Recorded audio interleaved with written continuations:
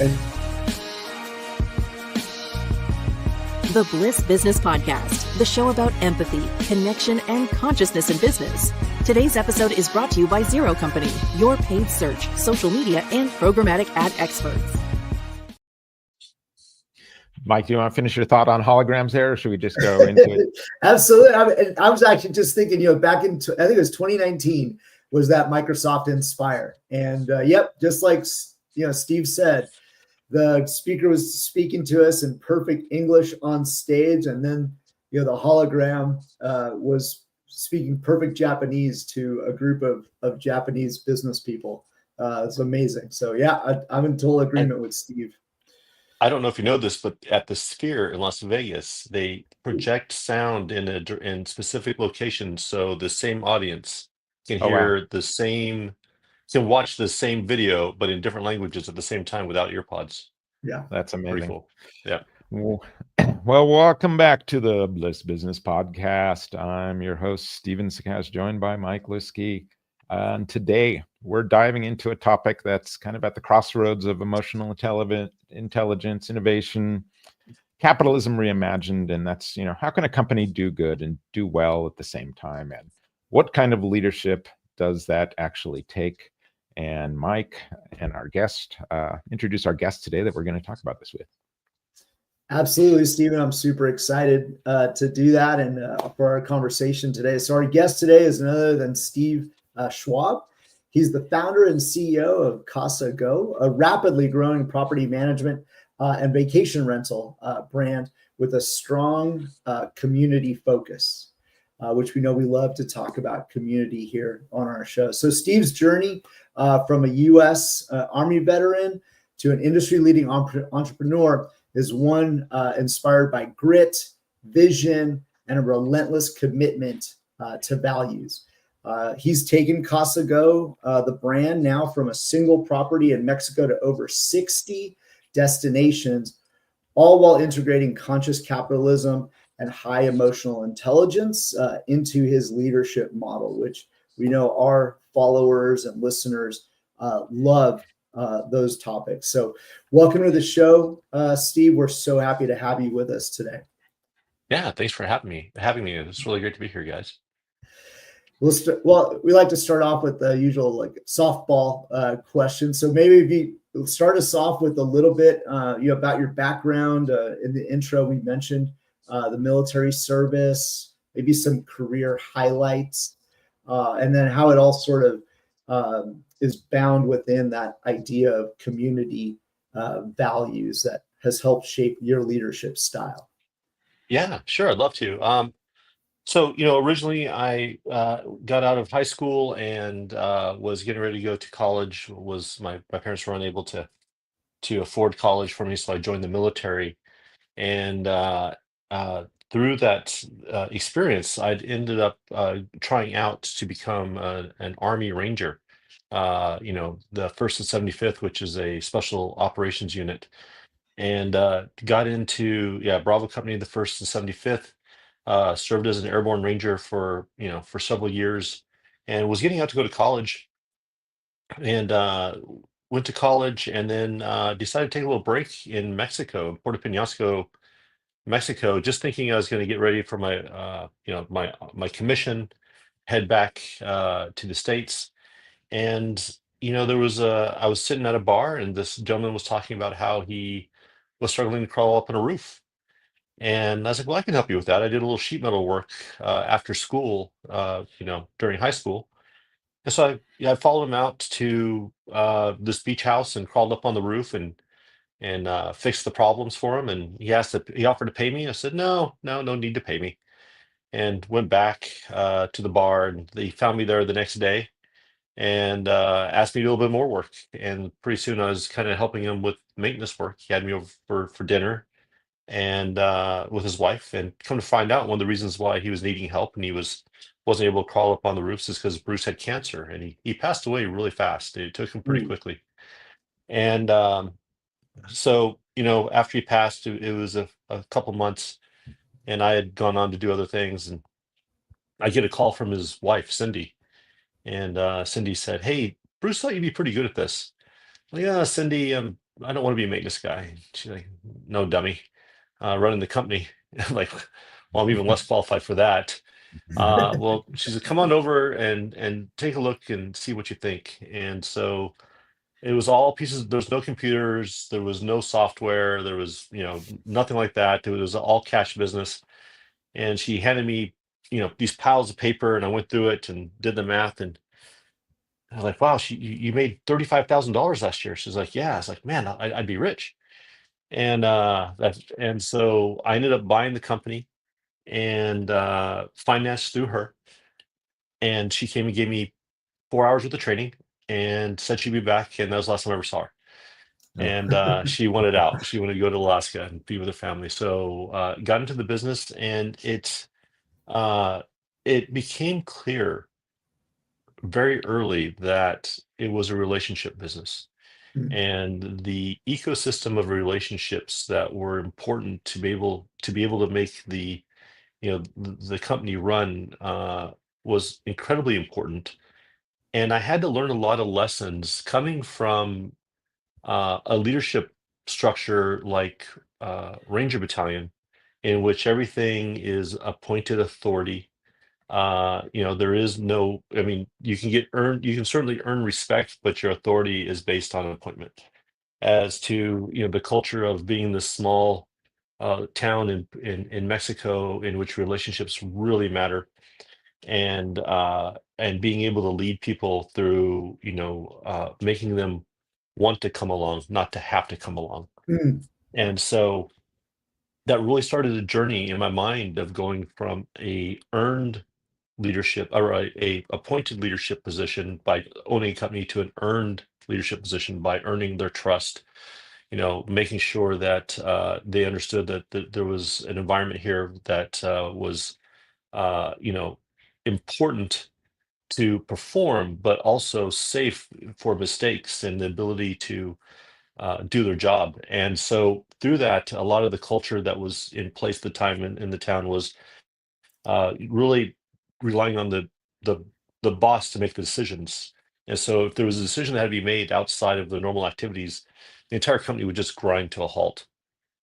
And so uh, as we started to scale, and another company in town had gone bankrupt, and suddenly we ended up quadrupling the size of our business in one night.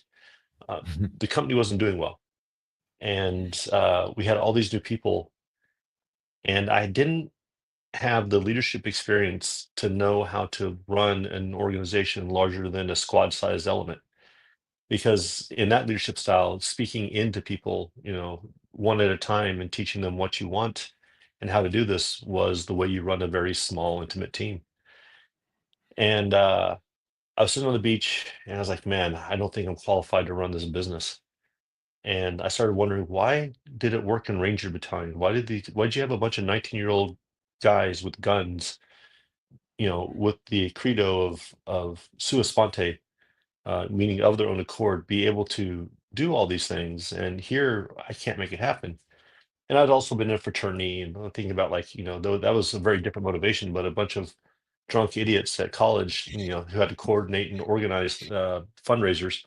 Right. Why, don't tell my fraternity bros I said that, but it was the truth.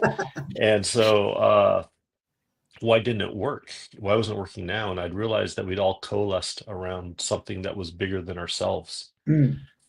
through the founders of Battalion with the Ranger Creed, or Erskine Mayo Ross with the ATO Creed. And I sat down and I started writing out what our principles were. And at the time, I didn't know to call them principles, but I started writing our own creed of how we would do business. And at the end of the day, they were all principles, and principles are nothing more than rules that we make decisions on, based on the values that we're trying to honor.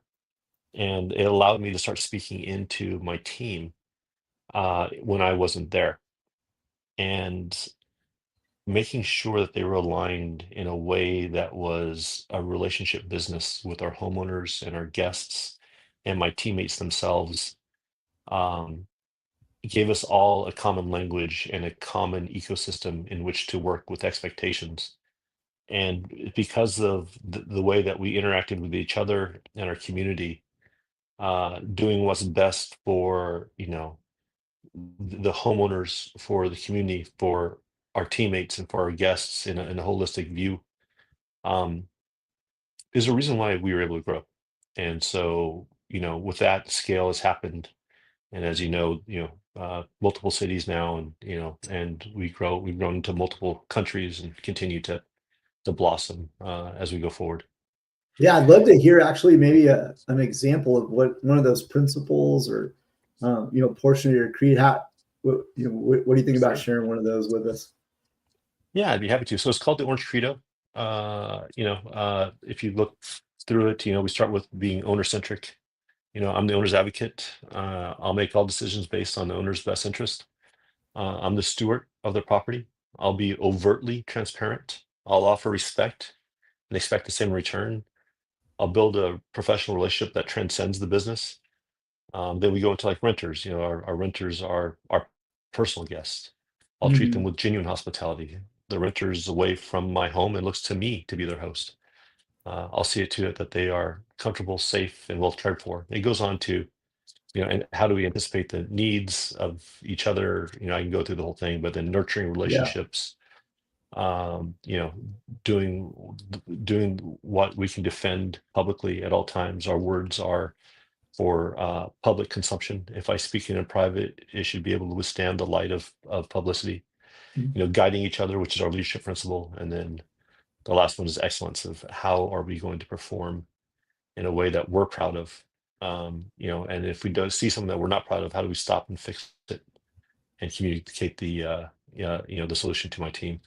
So there's a lot that goes into having care for our homeowners, our guests, our community, our teammates, and being conscious that when you think about how you see the hierarchy of your business, that at the very lowest rung of that is your process, right? And then you get into what your policies are.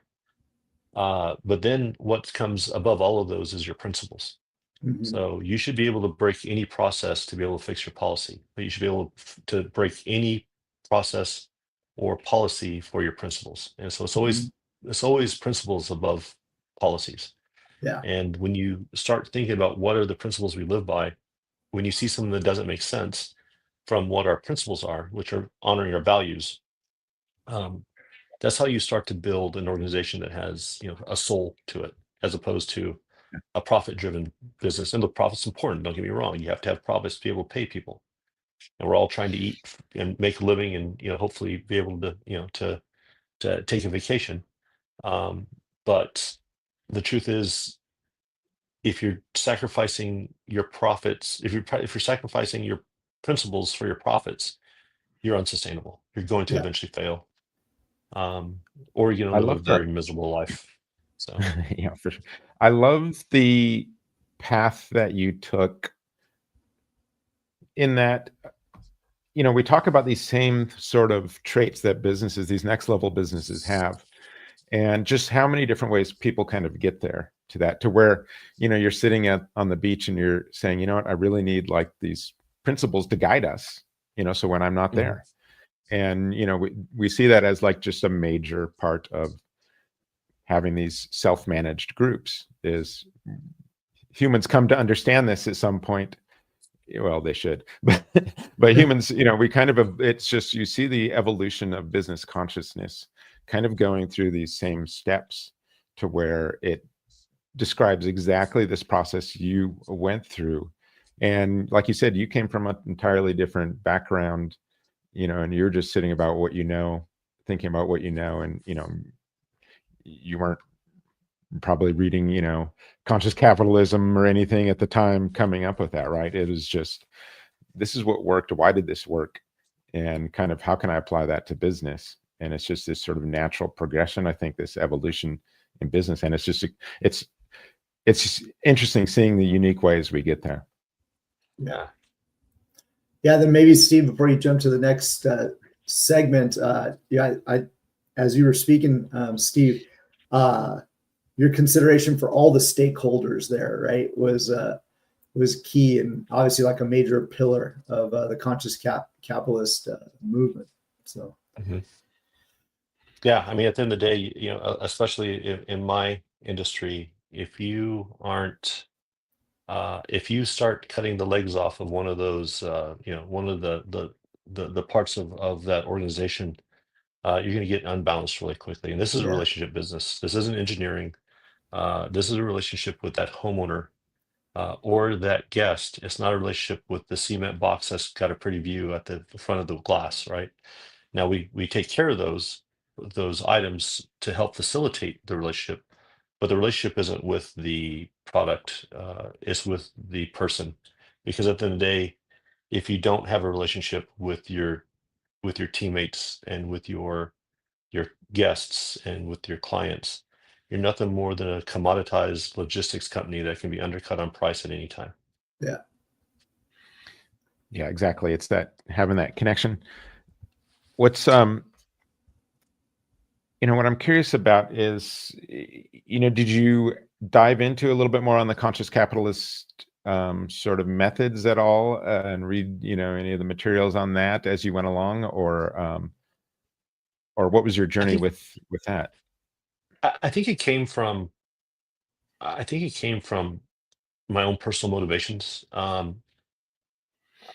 I'll tell you that when I was a young man, and I'm going to age myself a little bit, but like in the 80s watching TV, I always wanted to be that, that high functioning businessman, the sort of the ruthless business guy, like you'd see like Michael J. Fox on Family Ties, or all these guys that were, portraying these really smart business people. And I thought, like, yeah, that's who I want to be. But when I going through the military the way I did, and my experiences in these communities, um, who I really wanted to be was somebody who was a steward of a community. And I started to see that while I have to run a business that makes money, otherwise there is no business to take care of these people. Uh, the real business is taking care of people. The business is there to serve the people, uh, uh, not the opposite way around. And those who truly work hard and put their life into it deserve part of this, and deserve to be treated well and be treated with respect. And and the everything from the land you're standing on to the people who are caring for it to those who have invested their time and energy and resources into what you're doing deserve the respect of how to of what you're the service you're providing. And in order to be able to live a life that you can look yourself in the mirror with, you better be really clear on who you are, and what you want, and who are the people that are going to come along for that ride, and do they align with you. Yeah, I feel like I've went along a similar journey just myself of, I haven't even read like the Conscious Capitalism book till like a year ago, to be honest, but it was just like you kind of follow through, you understand if there's an empathetic approach to doing what you do, it's thinking about all these different stakeholders in your business, and how, you're all humans, you all have relationships, and you all want to connect in a special way. Can you talk a little how Casago differentiates as far as like the relationship with owners?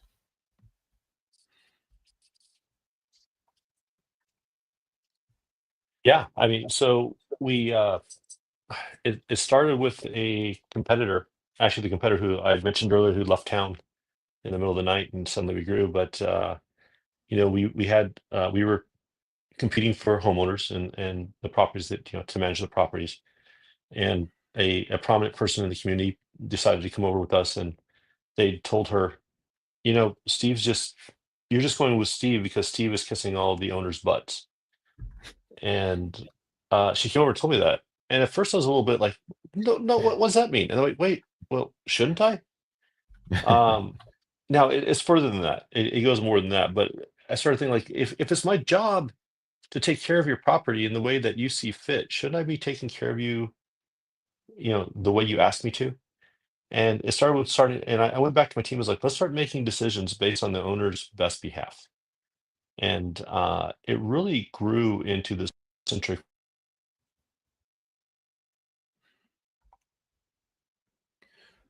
Oh, I think we lost Steve there for a moment. We lost his feed. Right. Yeah, that was I love his. Go for it. I was going to say I really loved his point. For those who haven't I guess had a chance to read the Conscious Capitalist book, the four pillars are one, leading with purpose, having a very conscious leader, considering all the stakeholders, and then as well purpose-led culture.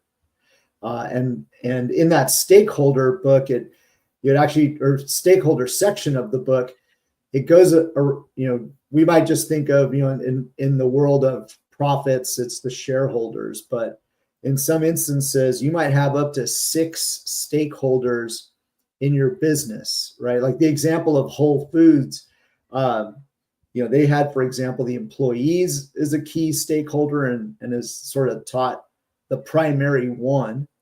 Of course, there's, the owners of the company, the shareholders, but then you've got your customers as well. You might have another stakeholder in the sense of within the community that you serve. So, and all, aligning and keeping the value and the importance of all those stakeholders, so that, the book goes on to talk about the concept of like not just a win-win, but a win, win, right? Like times 6. And it's the real conscious businesses that, like Steve had done, the real conscious businesses that take into consideration, multiples of stakeholders. Steve, you got cut off there. Do you want to pick up? You want to pick up where you left off, talking about the ownership? Yeah, sorry about that, guys. Technology is great till it's not, right? Right. I'm not sure where I left off, but essentially where we were, where I was within that journey, is we had realized that making decisions based on these homeowners' best behalf in their absence was our highest and best use as a property manager. And so, we started with the idea of being the homeowner's advocate and making sure that when they're away from, when they're away from the property, there's somebody there that provides the stewardship over their property and as they did. And there's a lot of emotion that goes along with that. We had a homeowner who had been charged too much on their electric bill from the electric company in Mexico. It's very hard to argue, and so they called up and said, "Hey, can you go down and see if you can fix this?" And I told the team, "I want you to go down there and see what you can do to negotiate for these homeowners." And like, well, Steve, the Mexican government, CFE never negotiates on these electric bills. I was like, it doesn't matter whether or not we win if we have to go down there and fight for everything we can for this homeowner. And I was like, I want you to go over there and ask for the supervisor, ask for the front desk clerk and then state the case for the homeowner. And she said, well, what if they say no? Then ask for the supervisor. Then ask, then what if they say no? Then ask for their supervisor and say no. And then if you get to the top person, they give you nobody else, go stand on top of the table and tell them they were wrong and leave. Then once you come back and tell that story. And she did. She went down there and it wasn't an entire scene, but she certainly made a loud statement back, came out and told that homeowner.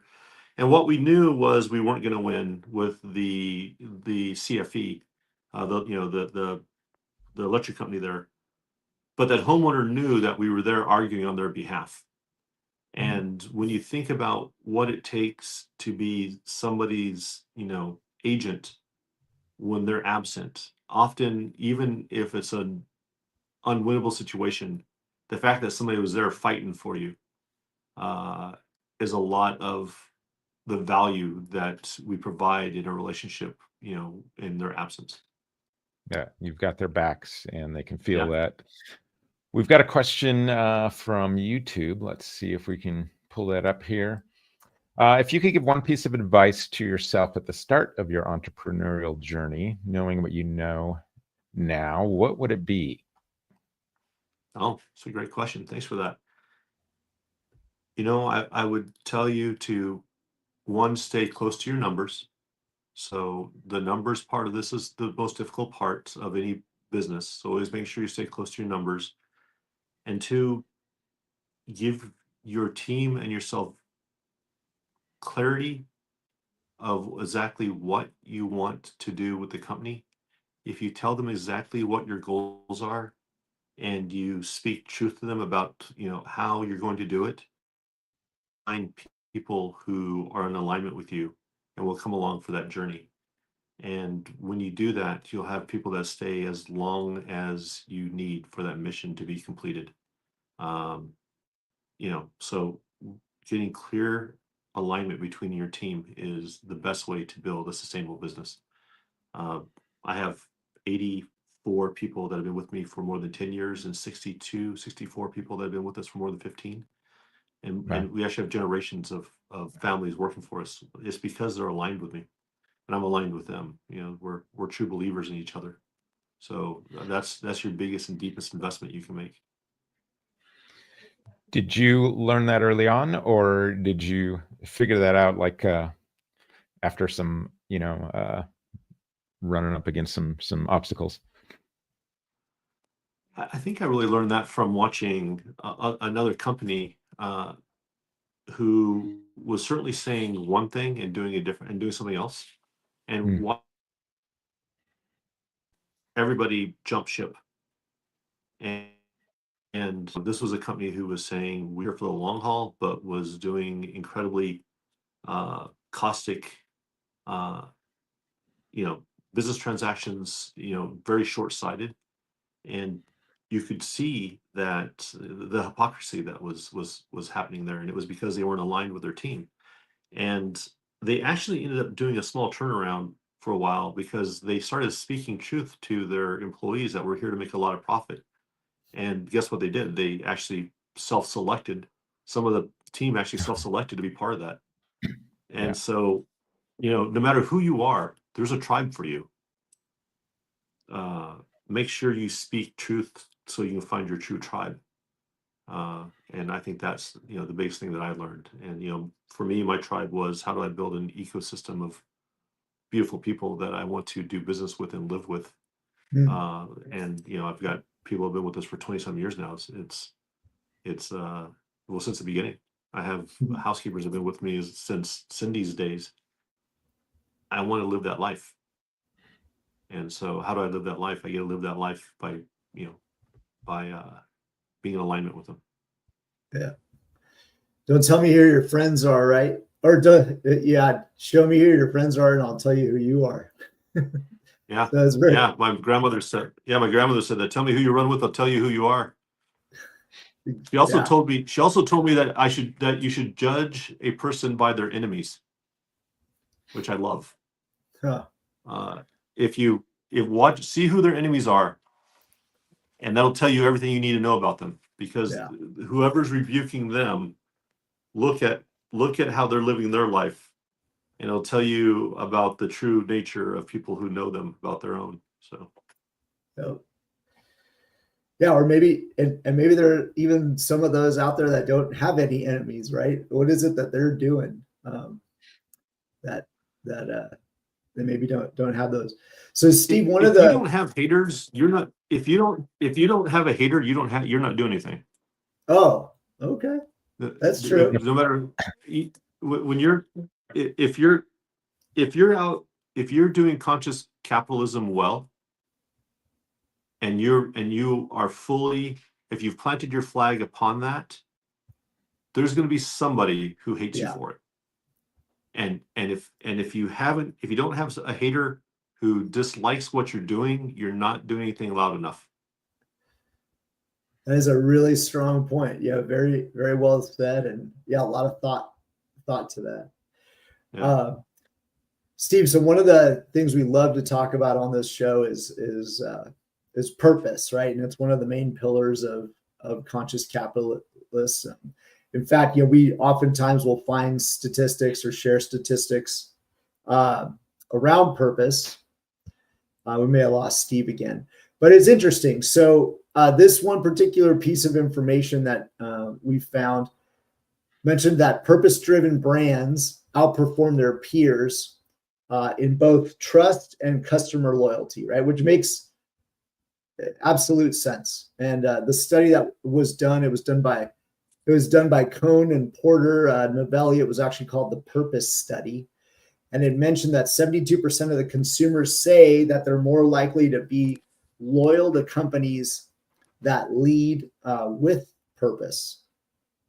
So it'd be interesting when we get Steve back on. I'm very curious what his thought is about the role that brand purpose or organizational purpose plays in the long-term success of a business. But Steve, maybe I'll put the question to you. I haven't had the chance to ask you this question personally, but in your own words, like, what are your thoughts when it comes to the importance of having a strong purpose? Yeah, I mean, I think really especially when you're talking about work, I always go back to just the number of people who are kind of disengaged at work, right? Because they don't have meaning in it. And so I think if you're able to have that strong purpose, it just energizes you and you're able to dive into it. And it doesn't feel like, the can't wait till Friday kind of thing, every week, or just trying to get through the day every day. You're able to find that that energy is just, it's almost like this natural resource that is continual, because it's based, I think, on love of something. And I think, if you have that much love and meaning in what you're doing, it just fulfills you. And you're able to, and this is where you see people who say, retire, I don't want to retire, right? Because they're just having too much fun and they're having too much meaning in what they're doing.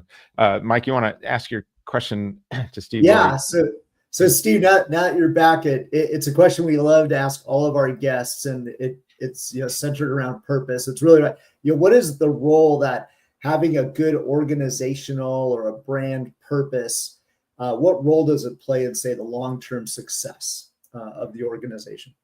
Yeah, the truth is, in civilian life, many people never get the opportunity to actually be something that's bigger, that has a bigger purpose than themselves. And you find a lot of motivation in people who have, they've lived a good life. They've, maybe went to college, they got out, got a job, but they've never been part of a larger movement than, their own ecosystem.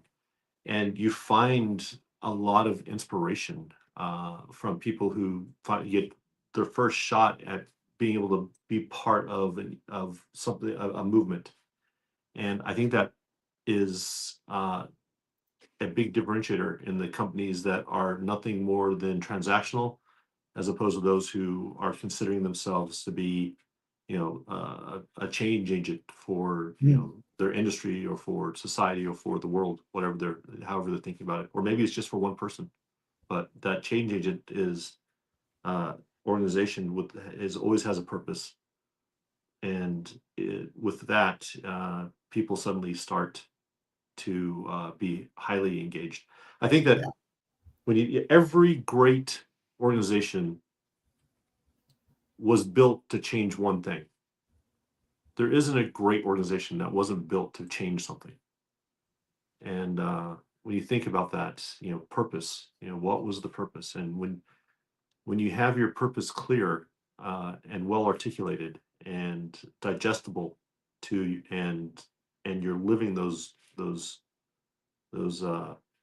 missions every single day, it becomes an incredibly enjoyable experience for everybody, or at least satisfying.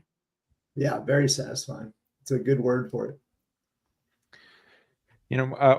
One of the questions we always ask as well, and we ask variations on this question, but do you think love belongs in business?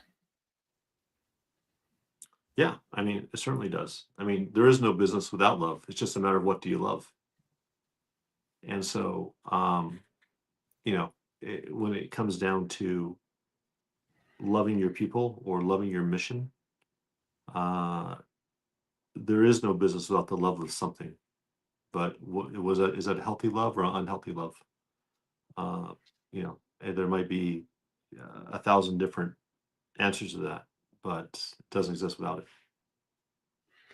And I always think there's probably 1,000 different ways how you can build that love into your business. Are you, I mean, with kind of you really got this empathetic approach to your people and stuff. Are you asking yourself kind of that same question, maybe in a different way? It's like, how can I, build love into some part of my business? Yeah, I mean, if you think about, a relationship that transcends business, right, which is part of our credo, that within itself is love within itself, because you can't if you're a transactional business, you're always going to be commoditized. If you can take your team and place relationships at the forefront of those, that love makes you pretty darn sticky pretty quick. I talk about something called love letters to our homeowners, and there's this, an example that comes to mind is we have this really, really great homeowner. She's been with me for years. One of my first homeowners, 25 years, and she's not an easy homeowner. Her name is Sally. And one day I get a call from my assistant. This is 15 years ago. Sally's been in a car wreck. I'm like, okay. I was like, where is she? She's like, she's in Puerto Penasco. I'm like, okay, where is she? She's like, okay, she's at this corner. I was like, get the team down there, find out what's going on, take care of her. I'll be right there. And as I pull in, the entire wreck is surrounded by Casago uniforms. There's more Casago uniforms than everybody else combined there. Our lawyer shows up. Our one of my teammates, his uncle is a chief of police. We have mechanics showing up. It becomes this mob scene, and I walk up to Sally, and she just bursts into tears and hugs me. I don't know, when you're in a car wreck, if the first person you think is, I should call my vacation rental property manager, but she did. And that was her love letter to us. I need somebody I can trust right now. And she called us, and our love letter back to her was showing up in force, not with invoices, not with bills, not because we were getting something out with it, but because our relationship was with Sally. And that was our love letter back to her. And when you think, and because of that relationship and those love letters back and forth, the love letters we get from her going forward is she still calls me personally. Steve, I got charged, $29 to fix this toilet. I'm like, okay, Sally, let me find out what's going on, take care of it. Sally never calls me to threaten to leave the company after 25 years. And as she puts her will into place, she said that the kids have to continue using us. The love letter to us is not that there's not going to be no problems in our relationship. It's that the relationship is secure, and she trusts me enough to be able to have a conversation with me about the problems. And she knows I'm going to treat her fairly. Sometimes the answer is no. Sometimes the answer is yes. But it's always fair. And she knows I'm being fair about it. Even if she doesn't like the answer, she sees the point of view. And that's the love letters that is given between us and Sally on a regular basis. And we have thousands of those relationships of love letters that go back and forth. And that's where love fits into business. I love this so much. And from a marketer, I'm like, I want to tell this story so badly. Sometimes you maybe don't want to tell these stories, but it's like, I hope these stories are being told. And especially you're going through a big move as your company right now is growth. And I don't want those stories to be lost in that process, right? As you're growing and, merging with other. Do you guys tell those stories with frequency, or? We do. What we're trying to work on right now is called, when I was in Italy, I bought this orange leather bound book, this big book that was just, blank. It was made by Italian monks. That's how they make their living, all handmade. And we've hired a calligrapher to start writing the book of lore of all the greatest stories of our people who have done fantastic things, who embody the credo in ways, in real stories where we're like, if you want to understand who we're trying to be, read these books. Read the book of lore. Understand when I tell somebody that story, that immediately puts in their mind, this is how we expect you to act when your homeowner has a wreck. I have there's a woman named Jetta in Snowshoe, West Virginia. By the way, West Virginia hospitality is some of the best hospitality in the world, just by nature. It's one of those places where they just can't help but love on you. It's middle of a snowstorm, pretty much a blizzard, and the heaters in one of our vacation homes just isn't getting it hot enough to keep the kids warm in the second bedroom.